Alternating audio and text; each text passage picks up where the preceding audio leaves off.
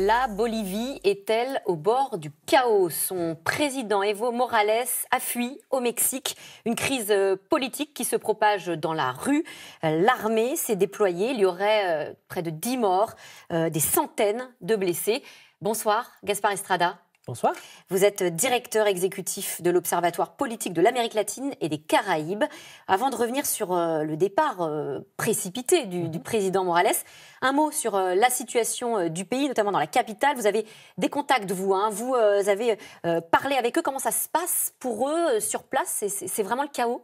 Alors ça se passe mal, compte tenu de cette situation complètement imprévisible, avec des violences dans les rues, avec des blocages de part et d'autre, parce qu'il faut dire que la situation met face à face les partisans de M. Morales, qui sont nombreux, face aux membres de la société qui, elle, est hostile au président, désormais ex-président. Et dans leur quotidien, pour les citoyens, est-ce que c'est la paralysie générale? Parce que j'ai lu que les écoles étaient fermées, que les commerces aussi fermaient les uns après les autres. Alors oui, la vie est compliquée.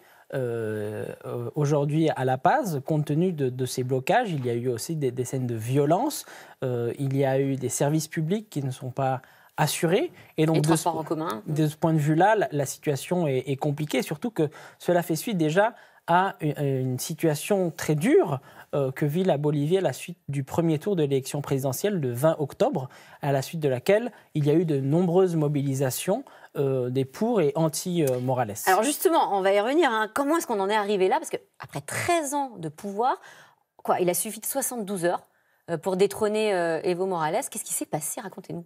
Alors ce qui s'est passé, c'est que certes, il y a eu une séquence qui a été extrêmement rapide et qui a abouti à la démission de M. Morales, sous la pression de l'armée, il faut le dire. Qu'est-ce qui a poussé à cette démission? Mais alors, qu'est-ce qui a poussé? On aimerait savoir qu'est-ce qui a poussé l'armée, justement, à prendre cette mesure, une mesure qui dépasse très clairement son cadre constitutionnel. L'armée ne devrait pas faire de la politique, et malheureusement, c'est quelque chose qu'on a vu en Amérique latine à l'époque des dictatures militaires. On espère que cela ne se reproduise pas aujourd'hui en Amérique latine. Mais avant cela, il y a quand même eu des élections contestées. Il y a eu des élections qui sont contestées, bien sûr, et je pense que c'est très important de le dire. M. Morales était président donc depuis 2005. Il avait déjà été réélu à 2 reprises, et la Constitution lui interdisait d'essayer de postuler un 3e mandat. Une Constitution qu'il avait lui-même rédigée, en tout cas que son parti, le MAS, avait rédigée, qui avait été votée par référendum en 2009. Donc il ne devait pas se représenter. Il ne devait pas se représenter. Il est passé outre justement la constitution bolivienne. Et c'est ce qui a créé des mécontentements, des critiques de la part de l'opposition, mais y compris au sein de son propre camp.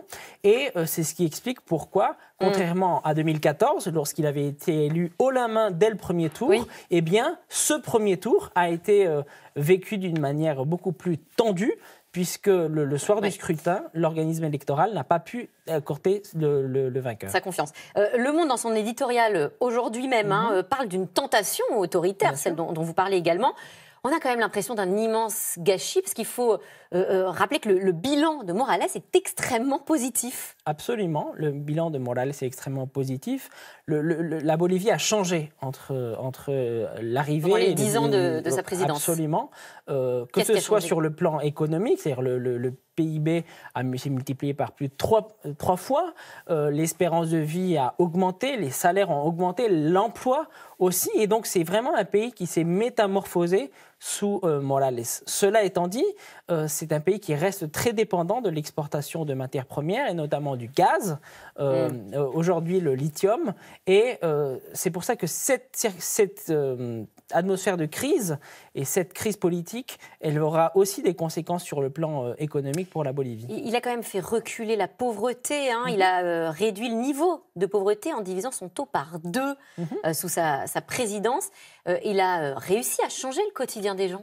Ah, sans aucun doute. D'ailleurs, c'est bien pour cela que Morales a été réélu à maintes reprises. Le problème, c'est que je pense que c'était la fois de trop. Et que ça a eu une conséquence dramatique pour la Bolivie. Et puis il est aussi à l'origine d'une révolution culturelle, il faut le rappeler, puisqu'il a reconnu finalement la population indigène. Je pense qu'au-delà de ces acquis économiques et sociaux, il y a eu aussi ce caractère inédit dans la victoire d'Evo Morales, le fait qu'un Indien soit élu le premier président indien de la Bolivie, qui est un pays qui est composé majoritairement par des Indiens.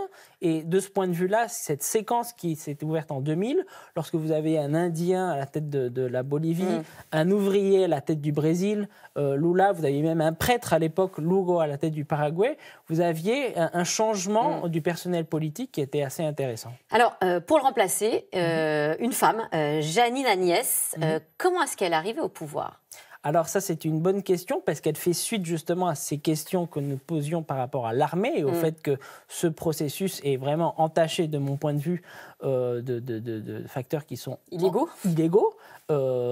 Et l'investiture de Mme Agnès suit cette tendance puisqu'elle s'est autoproclamée présidente de la Bolivie, puisque les membres du parti de M. Morales n'ont pas assisté à cette investiture. Oui, c'est ça. Les conditions étaient assez étranges. Je crois qu'elle était devant un Sénat à moitié vide. Oui. Elle n'a pas eu de vote majoritaire. Exactement. Elle n'a pas eu le vote des 2/3 du Sénat qui sont requis justement pour que cette investiture ait lieu dans les formes, dans la norme. Cela étant dit, l'armée la soutient. C'est d'ailleurs même un militaire qui a apposé le bandeau présidentiel au Sénat. Sur son épaule. Evo Morales, lui, a dénoncé dans un tweet le coup d'État. Ce sont ses mots. Le coup d'État le plus astucieux et le plus odieux de l'histoire. Donc, est-ce qu'on peut parler de coup d'État ? Alors, je pense que oui, mais il faut toujours nuancer et dire que Evo Morales est également responsable de cette situation. Il n'aurait pas dû être candidat puisqu'il a lui aussi violé la constitution de la Bolivie. Je pense que les torts sont partagés. Pour autant, je pense qu'on ne peut pas nier le fait que l'armée a poussé à la démission de M. Morales, ce qui est quand même un acte très grave. Et qui est cette femme, Jeanine Áñez ? C'est quoi sa stratégie ou ses objectifs ? Bon, Est-ce qu'elle a un calendrier caché ? Tout d'abord, elle devrait organiser des élections sous 90 jours. D'accord. C'est ce qui est prévu dans la Constitution et c'est ce qu'elle a dit souhaiter vouloir réaliser. Oui, elle parle de paix sociale. Cela étant dit, la question est de savoir comment, tout d'abord, la paix sociale reviendra dans les rues, parce qu'on évoquait, vous avez évoqué des morts et des blessés, et ces scènes de confusion persistent dans les rues de La Paz. Donc il faut tout d'abord rétablir la paix sociale, mais aussi créer les conditions pour que le pluralisme politique se maintienne en Bolivie, que les partisans de Evo Morales et aussi participent au processus électoral à venir, que ce soit via un représentant de M. Morales ou une autre formule. Oui, non, juste, vous parliez justement d'un partisan de Morales, ou peut-être même lui-même, je pose la question, puisque dans une interview publiée dans El País aujourd'hui même, il affirme qu'il veut revenir, en précisant sans être candidat. Est-ce que c'est possible ? Je pense que ça sera difficilement possible compte tenu des circonstances de son propre départ. M. Morales a dû faire face à une véritable odyssée pour pouvoir arriver sur le territoire mexicain, compte tenu des multiples empêchements qui ont été mis en œuvre par les gouvernements péruviens, équatoriens, voire boliviens. Et donc je vois mal comment, sur le plan tout simplement pratique, M. Morales puisse revenir sur le territoire bolivien. Mais je pense en revanche qu'il est indispensable que les partisans de M. Morales aient un débouché électoral, puisque là, si cela n'est pas le cas, on voit très mal comment cette démocratie bolivienne pourra se maintenir. Eh bien, merci. Merci à vous d'être venu sur notre bateau. Évidemment, on va suivre tout ça de très près. Merci Gaspard Estrada. Tout de suite, c'est dans l'air avec Caroline Roux qui revient sur la colère et les tensions sociales qui grondent en France, les mobilisations des personnels soignants aujourd'hui, mais aussi des étudiants, des cheminots ou encore des gilets jaunes. Le gouvernement inquiet joue l'apaisement. C'est dans l'air est intitulé ce soir Social, gare aux colères. Bonne émission à vous. À demain.